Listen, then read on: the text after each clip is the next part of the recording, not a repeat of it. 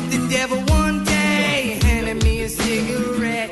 I'll be your host for the next hour as we discuss one of the most important conspiracies of our time. My usual partner in crime is not in the studio with me today. Mr. Nestor Rodriguez is live on assignment in New York City. He should be joining us within the hour on the phone to share his thoughts on the issues we'll be discussing today. Pardon me. In Nestor's absence, I am joined by an alumni of Skidrow Studios.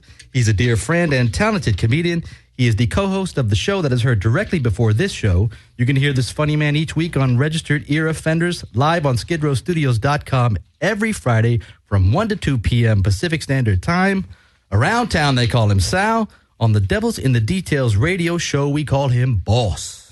Mr. Sal Rodriguez. What's up, boss man? Thank you, Wyme, for having me. It's my pleasure to be here. And by the way, even though I am substituting for Nestor Rodriguez, I am Sal Rodriguez. There is no relation other than friendship. Just friendship. But we have a friendship of many years, and I appreciate you helping with the Devils in the Details show today. It's my pleasure to be here. I'm excited to be here because there's some controversial stuff we're talking about here. Yes, sir. You can call into the show at 1-800-893-9562 or watch us live at ustream.com by searching for Skidrow Studios. Now, today on the Devils in the Details radio show, we're going to be discussing a highly controversial and inflammable topic, the debate that is the President Barack Obama's long-form birth certificate. Oh, shit. Conspiracy. The birth certificate. Now, right away when people start talking about the birth certificate, people automatically think of the Tea Partiers. Now, is there a birther movement, if you will, that is not associated with the Tea Partiers? I do not. I believe the Tea Partiers are who initiated the entire question about the birth certificates in general. So they actually posed the entire issue on whether or not the birth certificates are actually authentic. So let's just look at, quickly, I'll give you a brief little rundown on who our president is, a little introductory lesson. President Obama. Yes, tell our listeners who the president is. I'm going to give you the ABC. So he was born in August 1961. He's a Leo. He's 51 years old. He graduated Occidental College, Columbia University, and Harvard Law School to get his law degree. He wanted to run for the mayor of Chicago. He wrote a book, Dreams from My Father, The Story of Race and Inheritance, published in 1995. He was preparing to launch his political career, and that book was in preparation for that political career. He won the Senate seat from January 8th to 1997. He won the Senate seat on January 8th, 1997 to November 4th, 2004. He wrote The Audacity of Hope in July 15th, 2008. Won the presidency, of course, in 2008 and 2012. So hopefully I read that correctly. Born in Honolulu, Hawaii, where he was president of the Harvard Law Review. He was a community organizer in Chicago before earning his law degree. He served 3 terms representing the 13th District in the Illinois Senate. And, of course, he's now our president. And funny thing about Obama, he got a nose job. Really? How do you feel about that? How do I feel? I think he looks a lot better. I feel cheated. I didn't know that he had a nose job.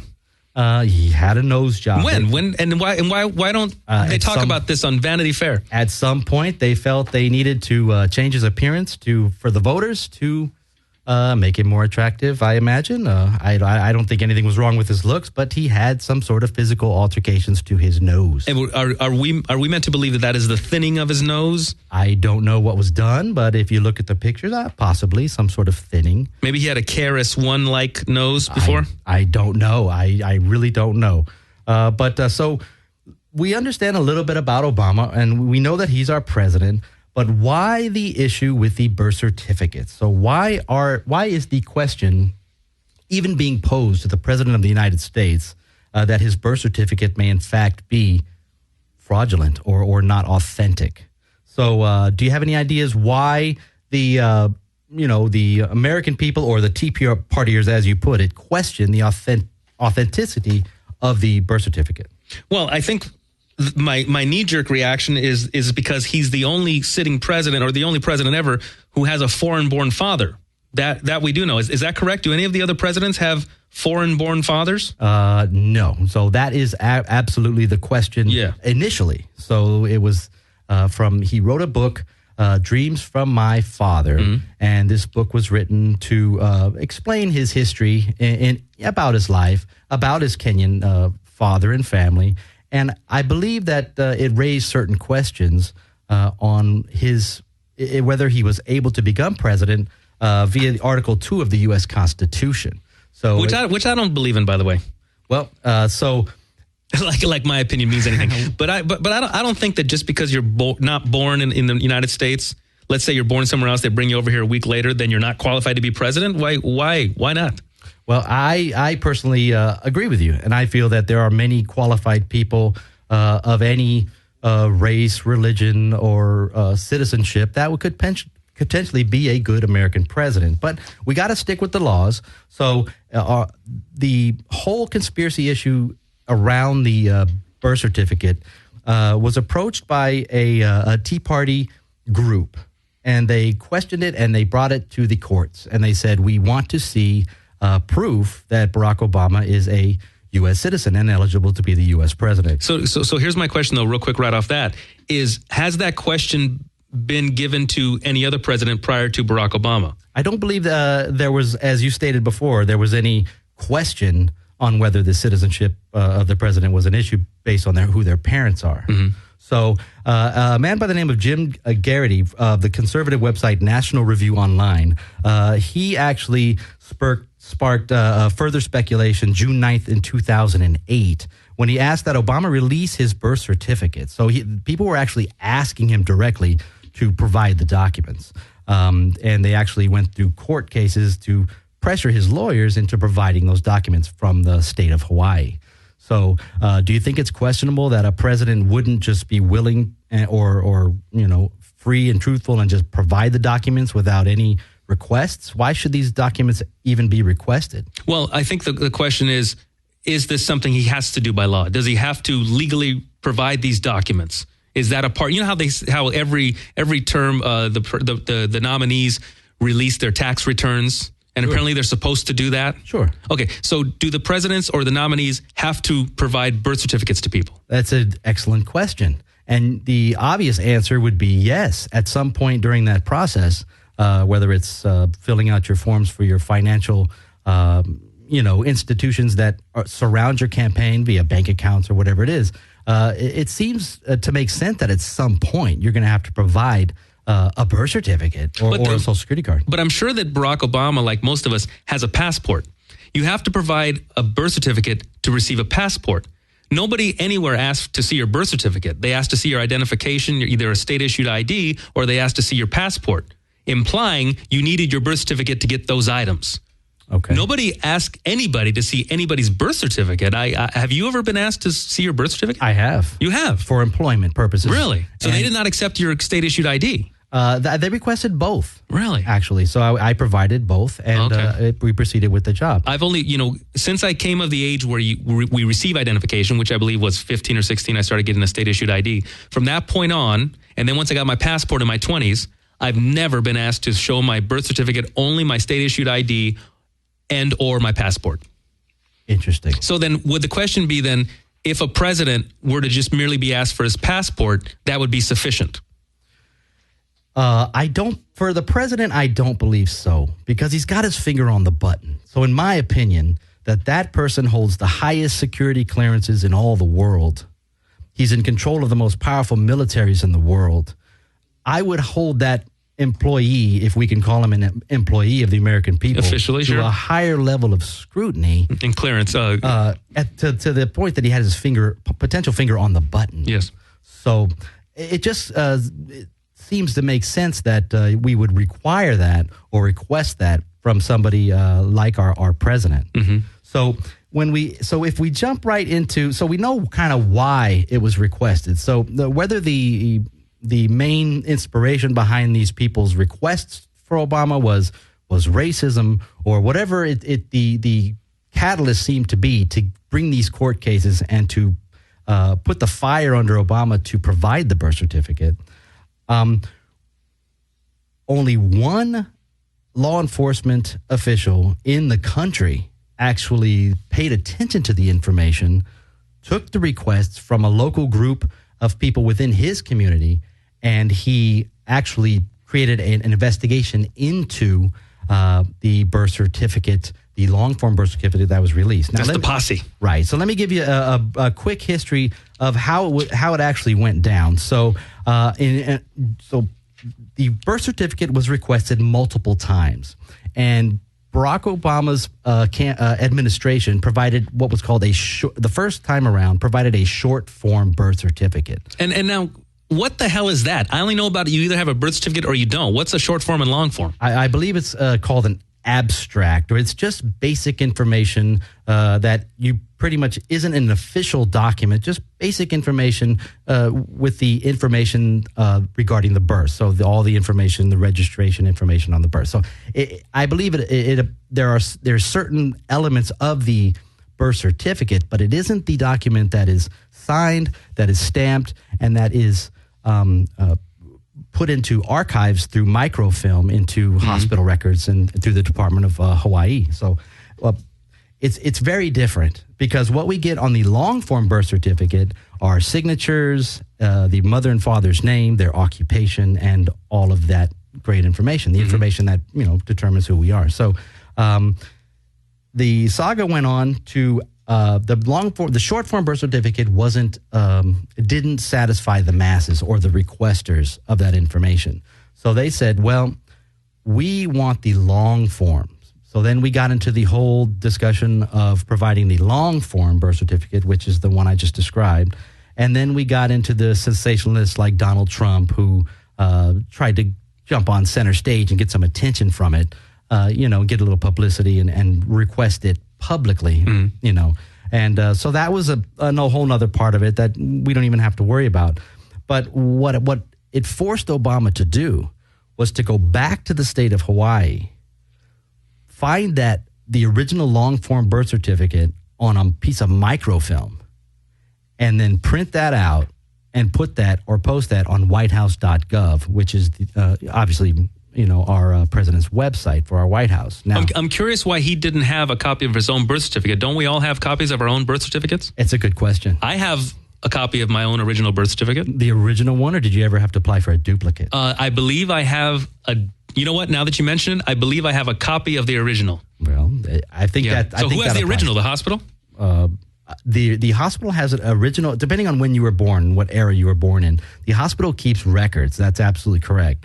And in these records, they have microfilm or microfiche, I guess it's title. I don't really know what that means, but it's microfilm or various elements of film that they put into readers, and they actually take photographs of the documents on there and they print them out. And then that's what they provide for records that are from that era. Now that you mentioned, I believe I do have an official notarized stamped copy of my birth certificate, which now leads me to question where my original one is. Interesting. Yeah. I believe Where's my birth certificate? I don't believe I have my original or the copy. So so I am in the same state as Obama. But a very interesting question on why he wouldn't just have it, or why he wouldn't just be willing to provide it, without any hesitation. So it went on, and his lawyers ended up contacting the Department of Health in Hawaii to receive this long form birth certificate. And when they released the birth certificate on whitehouse.gov, they actually released the documents, the requesting documents for the birth certificate.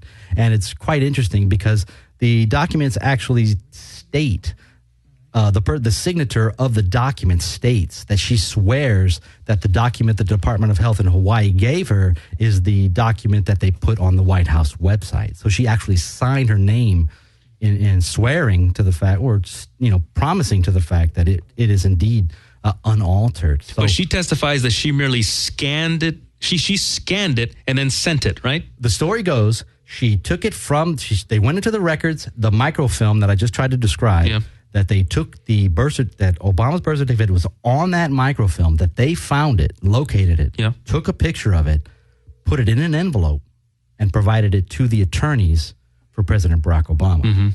So that's the story. And then allegedly that they took that document in that envelope and scanned it into a scanner and then uploaded it onto the whitehouse.gov website. Now, that was the only procedures that we were told that occurred to that document. So that's what we know. Nobody would accept a legal document sent in that fashion. Nobody would. I know that. You know, a lot of places I offer to, they say, can you fax us? And I say, no, can I just scan it and send it to you? And a lot of places say, no, you need to send a fax because of the opportunity for me to forge a document via scanning. Right. So really, I don't understand why they went about it this way. Why would they, who would accept a scanned document? I don't think a court would accept that. Interesting enough, the document was actually provided electronically to President Barack Obama's lawyers. And it was provided electronically because of who he was. And so if you went to request this from the Department of Health in Hawaii, they wouldn't have given you an electronic version of their document. Mm-hmm. They'd give you a paper version. And it would have a stamp on it, which is, I think, what I have, a little like sort of notarized copy. Right. So they kind of went around the rules to do this for President Barack Obama, kind of creating the whole facade of, it being legitimate. Mm-hmm. So let's talk about the only investigator who started an investigation into this. He is Sheriff Joe Arpaio. And I think he's a controversial figure. I think everybody knows Sheriff Joe. Sure. He is the Maricopa County Sheriff in Arizona. He is a 50-year veteran of the police enforcement, world. 20 years as sheriff in Maricopa County, and he's controversial for many things. But one of the things he's done that I like Sheriff Joe for was looking into this birth certificate.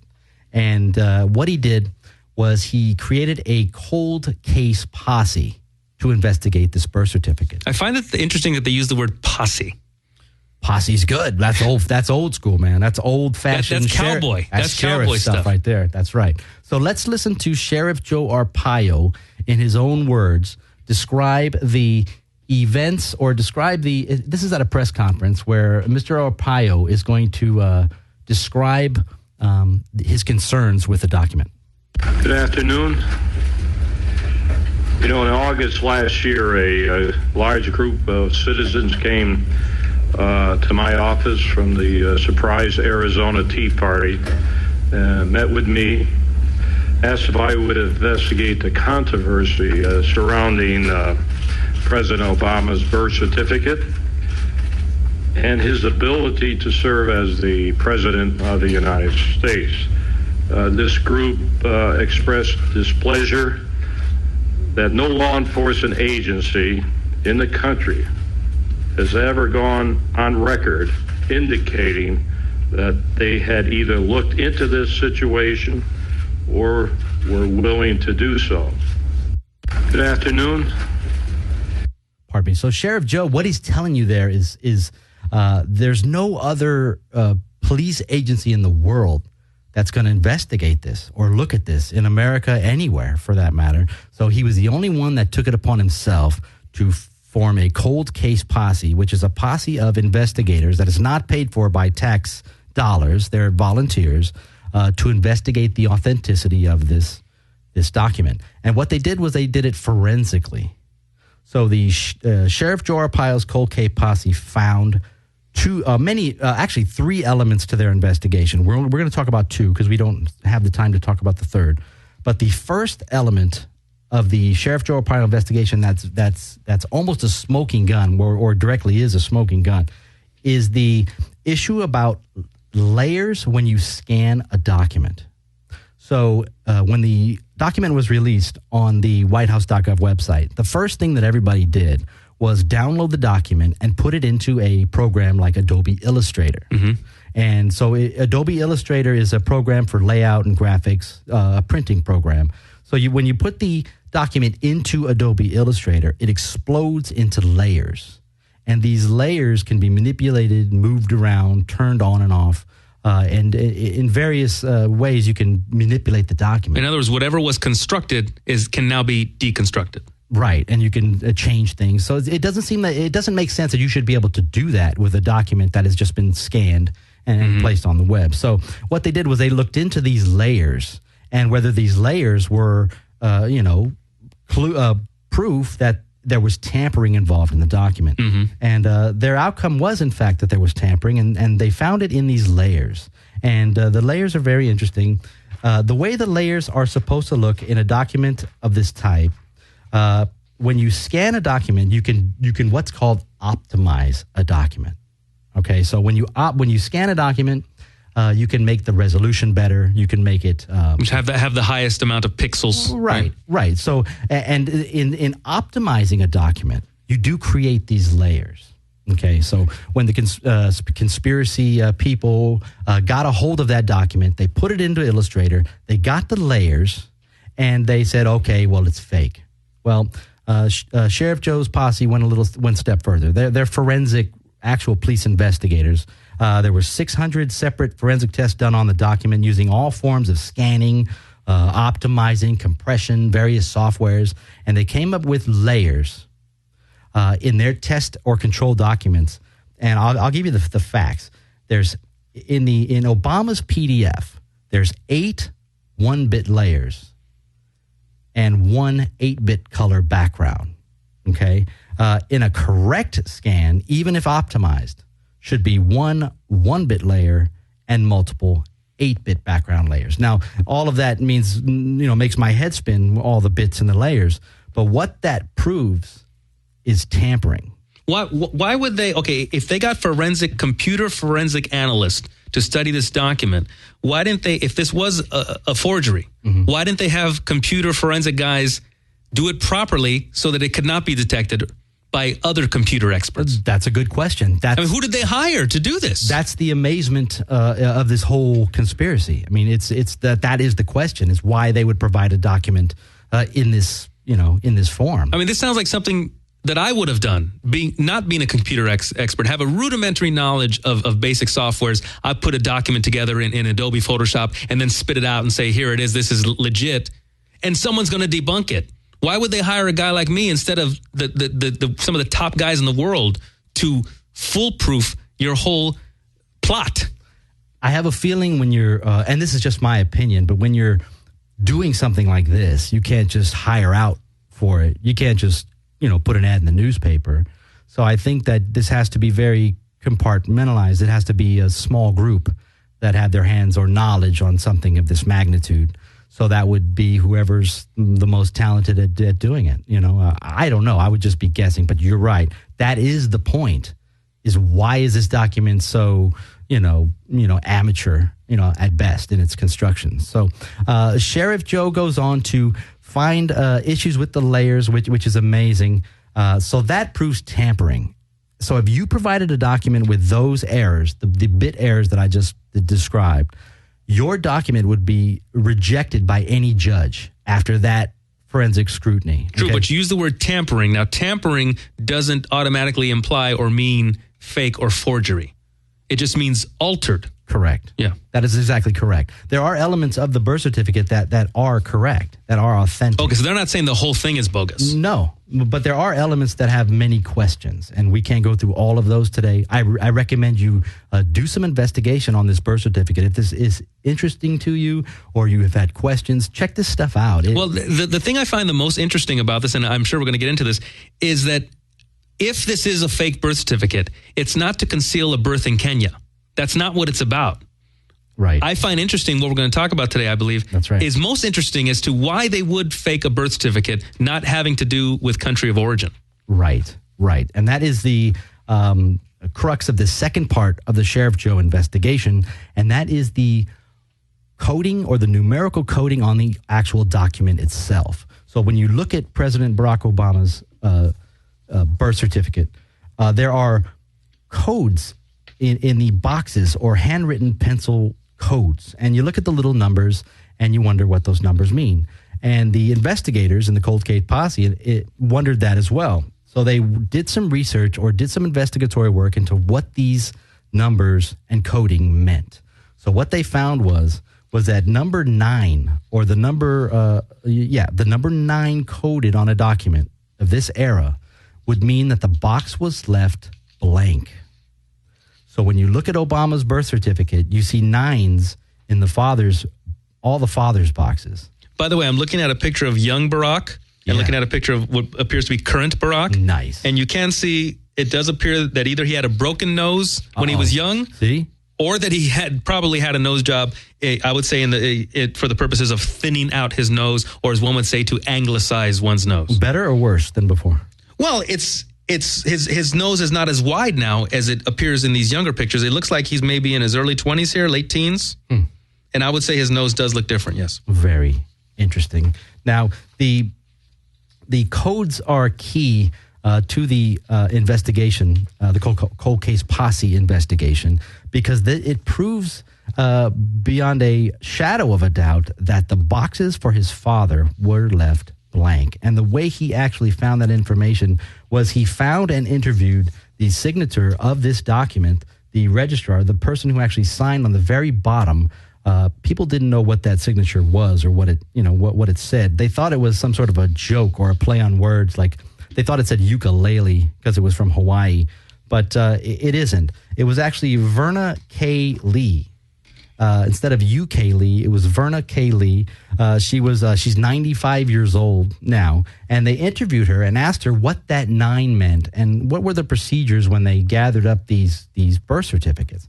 So she would say they would get them in batches. They'd put them in a pile. It was her job to sit and go through them, stamp them, code the boxes based on the information provided in the boxes, and put them in the records for the archives.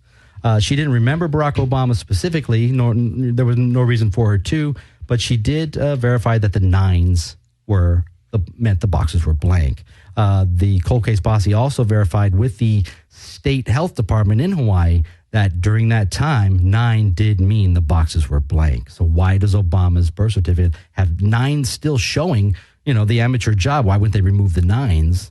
And why do they have information in those spaces? So 9 to imply father unknown. Father unknown. That's correct, man. And you say that as I'm looking at pictures of, we've got 4 pictures of Frank Marshall Davis, Barack Obama, Ann Dunham, and Barack Obama Sr. Right. And you don't have to be a detective to just, if you were to guess which one is Barack's father, you would say he looks more like Frank Marshall Davis than he does Barack Obama Sr. In fact, he doesn't really bear much or any resemblance to Barack Obama Sr. And I will also add that his mother was a sexy hottie. Well, she certainly wasn't unattractive by any measure. She did modeling. Yeah, yes, risque. That is the next part of the entire long-form birth certificate conspiracy. And we didn't know that. We in the public didn't know. Did we know? Okay, Ann Dunham is Barack Obama's mother.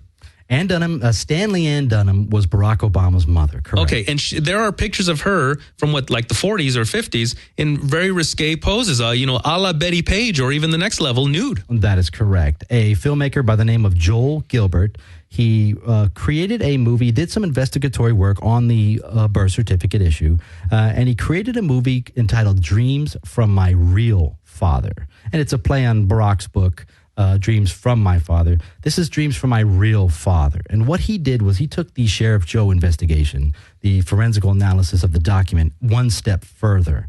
And what he did was he took it to the why would the father's box be empty?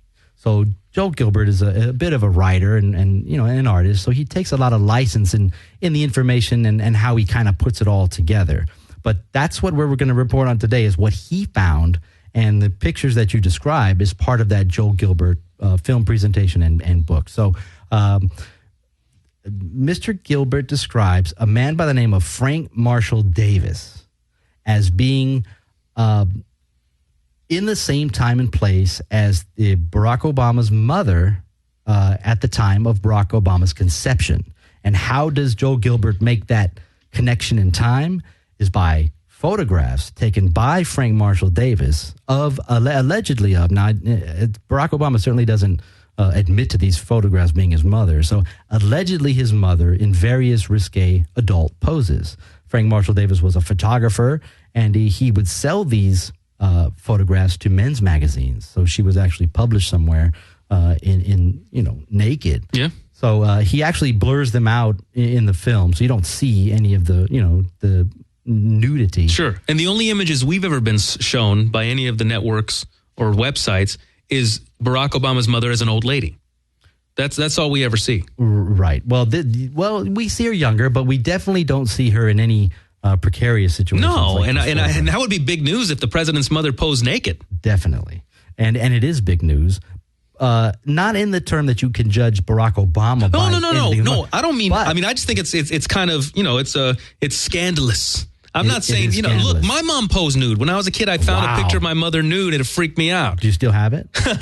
I still look at it. Nice. So what it really does, the important thing about Frank Marshall Davis is the photographs were key. So that puts Stanley Ann Dunham allegedly in his home in sexual situations, I guess you'd say, during the time of Barack Obama's conception. Yeah, which would be December because he was born in August, as I was. And it'll be 9 months early, will be in December. So sometime around the holidays. Crazy. So if what Joel Gilbert is reporting to be true, that is pretty damning for the whole Kenyan-born theory. Now, Joel... So then the argument here is that the birth certificate was not to hide a Kenyan father, but to hide who his father, or it's not to prove citizenship or disprove citizenship. It's to lie about who the father was. Right. So that's where we get at the end of this process on this show today. That's what I assume is that it wasn't necessarily to hide the fact that he was born in another country, Kenya, but it was to hide who his real father was, and we know that by the box allegedly being left blank. And now, why hide who his real father was? That is a very good question, and that's the question I would like to know is why. So why Frank Marshall Davis is American-born? Frank Marshall Davis, American-born. He was if he's attempting to hide who Frank Marshall Davis is, which obviously he might be. This was a gentleman who was a person who did a lot of work like Obama. He was a community organizer. He did many things in the communist era back in the early days. Various web resources refer to him as a communist. Well, he wrote for communist or red papers, and he was I believe he was a card-carrying member of the American Communist Party. I don't know what that all entails. His partnership in that. But that was controversial at that time. He was certainly a part of that. Sure, the whole McCarthy era and all that. Right. So Frank Marshall Davis. So if Obama's hiding from that or from Frank Marshall Davis's past, it's definitely because of the communist allegations. Well, you say Obama hiding. All Obama would be doing would be just continuing a plot that occurred before he was even born. He is just perpetuating a lie as opposed to creating the lie. Right. It could be either way. It depends on how you want to look at it. It depends on where you want to say Barack Obama's knowledge of the subject is. Did he ever find his birth certificate? Did he know the father's name was off? I mean, did he know it was blank? Yeah. What level of knowledge did he have in any of this? Maybe he assumes that Barack Hussein Obama the first is his father, and he never saw the birth certificate. So the birth certificate on the website to him could certainly be authentic in his mind. So we're certainly not saying he has any involvement, but if he does, what level and, how much is he, willing to push the issue? And if they ever take it to a judicial review, it's not going to be good for President Barack Obama, but nobody will look at it. So it's not going to really ever hit that, judicial level of being brought to a court. What do you think about that? Do you think that the American people could take a president down if this was a false document? Well, that's it brings to mind the whole baseball trials, the Mark McGwire and Sammy Sosa and all that. So they take away some of their home runs? Didn't they change the record books when they were believed to have used steroids? So I don't know. I thought that they were. I know that look, for example, they took Lance Armstrong's Tour de France win. Yes. They took his titles, 7 wins. Good. They took them. Now, so you can't enhance yourself or manipulate yourself to be better than the others. So what if it were found that Barack Obama were found to not only know about the certificate but to perpetuate the lie? What would that mean? He gets impeached, he gets taken down, he gets completely discredited. Does he automatically get thrown out of the White House? How would that work? I think what he's most worried about now is his legacy. So now that he's in his second term, he doesn't have the pressure of having to be reelected, and he never really has to worry about running for any more public offices. And I've read that he is now rich. I mean, I read this article about what he's done with his money over the years. He made the money here, and what he's done, he's rolled it and he's made wise decisions. So now he and his family will be taken care of for life, even in spite of the presidential pension. Right. Well, I mean, I don't know if there's any ex-president that's poor. I haven't heard of one of them yet. But so what he'd be protecting and why he continues this ruse, potential ruse, would be for his legacy and to protect the whole image and his whole career. That is amazing. That he, a man that rose from nothing to be the president. Now, it's something to protect. It's your credibility. It's who you are as a human being. It's how people look at your children. It's everything in life, what people think about you. So if he goes back now and says, look, that certainly wasn't, my, birth certificate, or that certainly isn't my father. Now I understand the correct, history of it all and sets it all straight. Well, that makes two books null and void. So. But meanwhile, would it not satisfy the birthers? The birthers would say, oh, your father's not Barack Obama Sr. from Kenya. It's American-born Frank Marshall Davis. Well, there goes our whole investigation. You are an American. Right. And I think that does satisfy the birth issue quite a bit. So I feel that if you look at it as a whole, and if all he's trying to do is hide who his father is, then Obama is American-born from two American citizens. So the birther issue is off the table as far as we're concerned, as far as I'm concerned. What is concerned is the credibility. Is why'd you let it get to this point? Why didn't you just provide the truthful information from the beginning? I mean, from the very beginning of your political career, tell the story of you being Frank Marshall Davis's son, and let the American people judge for themselves. Well, I would imagine it has to do with his mother. I would imagine that every family has their secrets. Every family has their skeletons. Don't tell. Whether it be molestation or paperwork or whatever it is. In this instance, making a deal with his mother, probably as a little boy, the mother's saying, we must never let it be publicly known who your real father is. Right. At which time he makes an agreement with his mother. And then to his dying day, will probably try to keep that promise. Well, one of Joel Gilbert's interesting aspersions that in the book or in the film is that he assumes, or he connects the Barack Hussein Obama I, or Obama's father.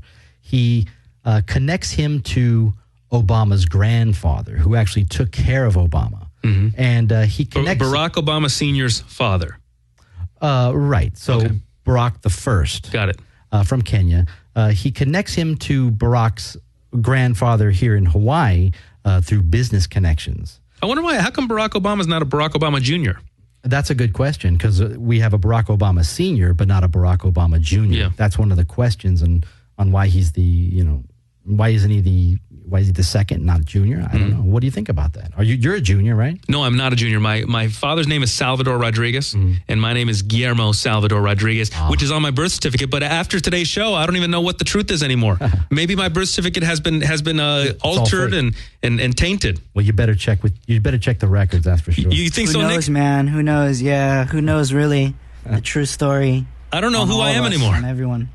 So what he assumed is that or what he leads us to believe is that Obama's grandfather made a deal with this Barack Hussein I to claim that he is the father of this child. It's an illegitimate child, Frank Marshall Davis's child, in exchange for changing his visa to a student permit visa, or altering his visa so he can study here in America.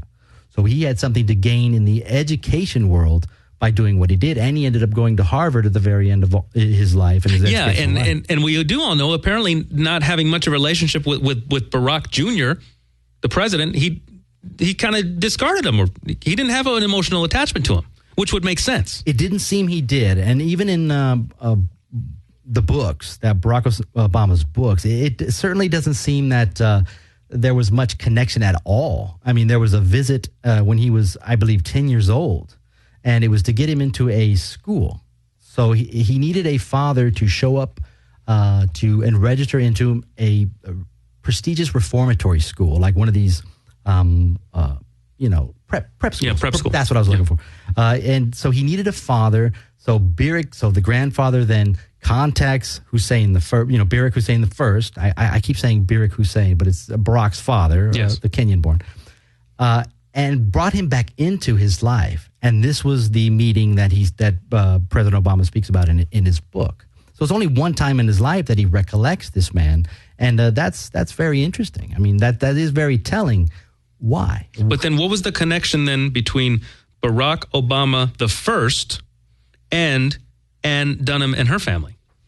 I mean, how did they get a guy to agree to have his son pose as the father? First of all, how did they meet Barack Obama the first? Again, who knows? But Joel Gilbert states that they were business partners. And the wording is interesting. And who knows if he can back the wording up. But he says that he was under his supervision. So potentially an employee. Obama's grandfather was allegedly a man that was in the furniture business. So he was allegedly in the CIA. So Gilbert paints him as a CIA man moving around the world. And obviously with all of these intelligence ties that can do things for people like Barack Obama the first. So it all makes a lot of sense when you see the end result of his Kenyan-born father, ending up at Harvard. In his early life, he needed a visa just to continue studying where he was in Hawaii. So his life advanced. People's life advanced when people do bad things and make deals. So sure, it's evident that something possibly occurred at that time. So what do you think? Well, what I wonder is what did Ann Dunham have to do with all this, aside from the birth, of course? How did any of this benefit her, or what was her plan? Well, what he states is that she was upset that her father moved her to Hawaii. So she was unhappy with that. So she was maladjusted, and she started acting out. Mm-hmm. And she started ditching school and going over and visiting this Frank Marshall Davis. That's the time period where he puts it all together. Okay. So that's what he claims. It all kind of makes sense. The Sheriff Joe certainly has the birth certificate forensically in the layers and in the coding. We know that it has been altered, or to a certain point. Why and what does our president know? Potentially anything. I mean, what's to come of it? Will there ever be an investigation into this, or do people like me just talk about this on radio shows and nothing is ever done? Well, what do you think? Well, to me, this is if it were to ever be proven, or even publicly acknowledged that there is potential for Frank Marshall Davis to be Barack Obama's real father, this could be the biggest shock on a paternal scale since we found out who Harry Potter's real father is in the last Harry Potter movie. That's right. It could be huge. I mean, this could be big. As big as if 9/11 was reinvestigated. I mean, it's just as big. I mean, it's monumental.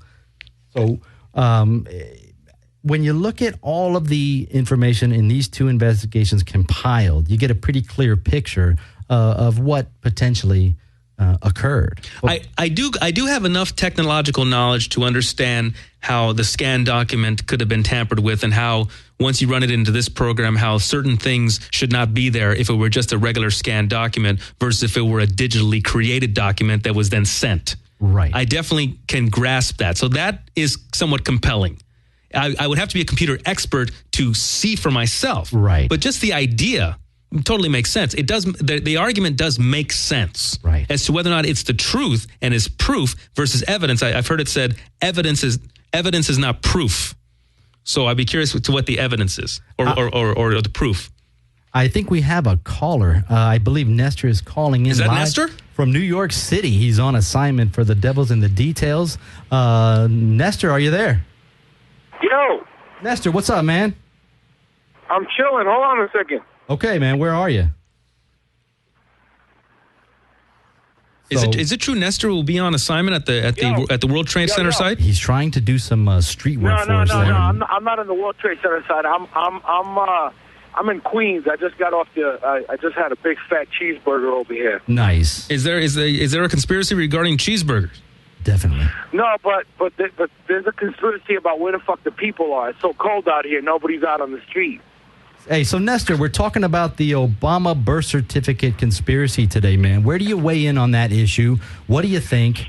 Is it possible that the document has been altered, or is it legit the way he provides it? And is everything okay with President Obama's birth certificate? What do you think?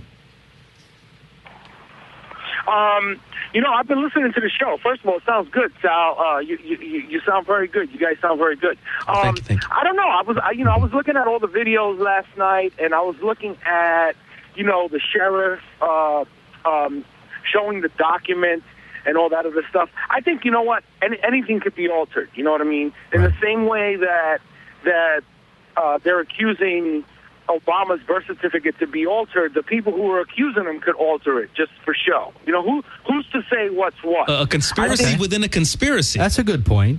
Sure, I hear you. That's interesting. As we talked about last week with the Northwoods document, anything could be manipulated. To prove somebody's point or to accuse somebody or whatever. My whole thing is, what's the point? Listening to you, you're talking about the real issue here is, to hide who his real father is, right? That's right. That's what we assume is the crux of the investigation. Right, but the way the media portrayed it, and Donald Trump and all these people, they were accusing him of not being born in the United States. Right. Which is, to me, that whole thing there is ludicrous. I can't even get a fucking college degree without having to prove that I was born in the United States. I can't even get into college without showing them my vaccination fucking reports. Right. There's no way that you could get to that point in your life and be president without the basic shit being cleared. You know what I mean? Well, that's what I'm saying. Like, once you say to an individual, let me see your passport, the passport represents what they had to show to get the passport. Correct.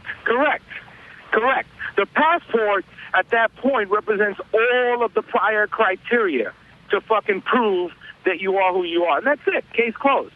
So, Nestor, why do you think they didn't provide it? Why do you think he wouldn't voluntarily just provide it? Why do you think they had to go to the lawyers and the courts to get the information? Why do I think that Obama didn't provide the birth certificate? Right.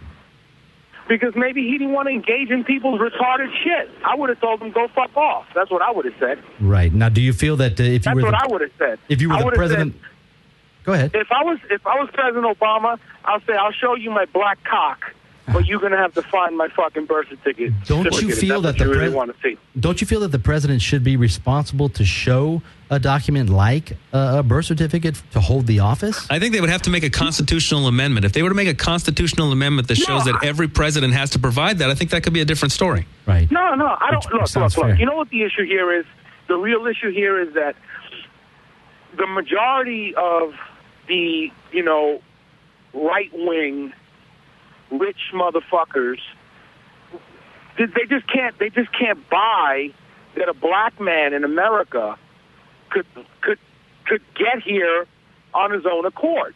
That's the bottom line. Okay. All right. So you feel that it's racially motivated, the attack, or the look into the birth certificate? Look. I was looking at all the comments on YouTube. There's so much racial bullshit. Right. That people post, and it's all fear-based.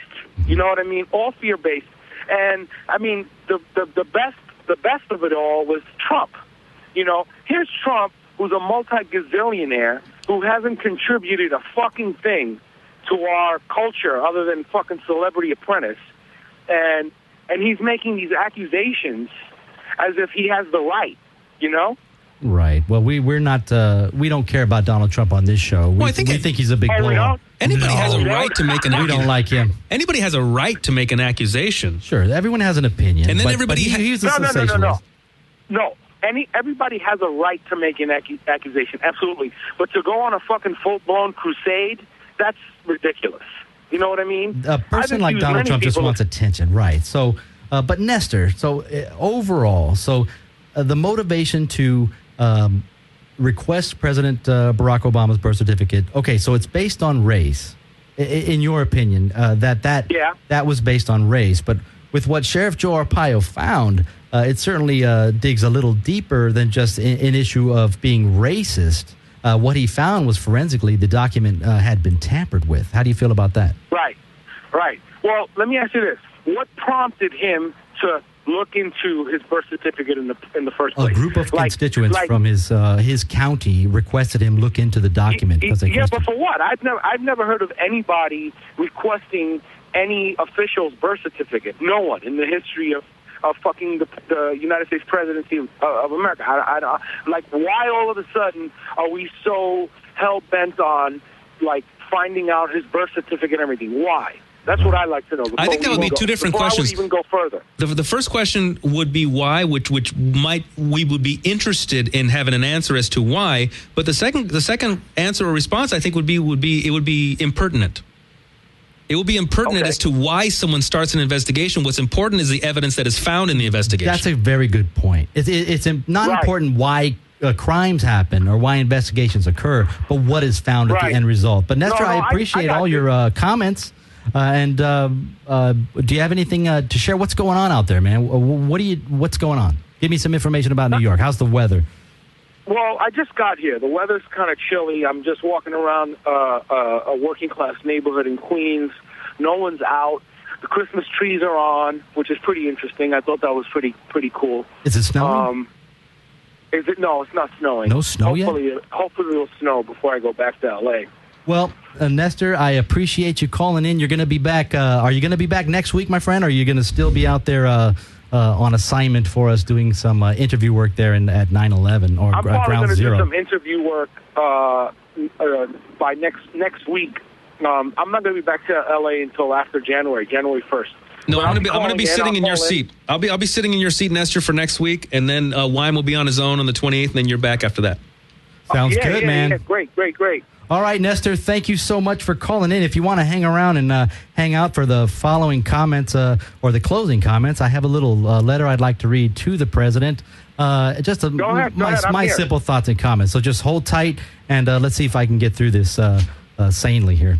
So my message to the president is simple. He has the perfect life.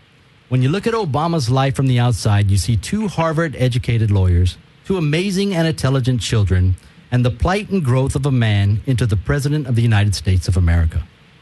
I feel with all of your life's accomplishments, who your father really is irrelevant to the ability of real change that you are able to accomplish. If you would just look at the information provided, these investigations could possibly put to rest any doubts if you yourself have ever had any. Treat this information, no matter how inconsequential or offensive, as a potential glimpse into your possible family's heritage. Give yourself and the American people a chance to understand who you as a man may really be. We, as Americans, will determine your character on the content of your creation and not the content of your creator. Sal, your thoughts? Your thoughts? That was good, man. I can't follow that. Come on, man. Yeah, I can't follow that. Well, that's how I feel about it, my friend, is that I don't take this issue from a racial stance at all. I am the most non-racist person ever, and when you learn to love me, you will know that. But it is certainly not a racial issue for me, my friend. No, that's true. You're a truth seeker. That is right. We are truth seekers on the Devils in the Details radio show. But you know what? I want to thank Sal for joining us today. I had a lot of fun, man. Thank you for sitting in. That was a hard topic for me. Kind of stumbled. You know, I'm jittery. I got my nerves. It's my pleasure to be here, Wyme. Thank you, and thank you, Nestor, for allowing me to fill your seat here. You didn't sound like you were shaky. I've been listening to the whole program, and it sounded very, very intelligent and very well put together. So it was great. It was interesting to hear it, and rather not than be there. Thank you, Nestor. Participating. And Sal, you sounded great, man. Thanks, man. And I would like to invite any listeners. I'd like to invite any listeners to listen to me every Friday, 1 p.m. Pacific Standard Time, right here on SkidrowStudios.com, as I co-host with Chris Z the show Registered Ear Offenders, Fridays at 1. Please like the Devils in the Details on Facebook. Please share your thoughts and comments with us, and I promise to respond to each and every one. Wow. But last but never least, thank you to the ever-vigilant Jeremy Hansen and Nicholas Chacon for their dubious efforts in the booth. Thanks, guys. Couldn't do it without you. I guess that's all we got, man. That's all we got today. Nothing much more. Sal, so I'll see you next week. I will be here next week. And we will be discussing Mayan Magics, information about the Mayans from MayanMagics.com with Mr. Nice. Yeah, with Mr. Ian Lungold. Yeah, it's great information. That is on 12/21/12. So that will potentially be the last day of the Earth. Sal, what do you think, man? Well, that's going to be at 2 p.m. It's going to be at 2 p.m. Pacific time. 2 p.m. to 3 p.m. Pardon me. The Devil's in the Details radio show on skidrowstudios.com from 2 to 3 p.m. Pacific Standard Time. Please join us. It was a pleasure to share this information with you today. I guess that's it. So for Wyme Wruscel, Sal Rodriguez, and Nestor Rodriguez, be here next week. We out. Peace. Come on, Nestor. Tell them goodbye, man. Yo, good night. Goodbye. Good afternoon. Stay warm. Get an umbrella. I heard it's going to rain in Los Angeles. And seek the truth. All right, man. Keep it safe and, bring us back some good information, man. Okay, buddy. Take care.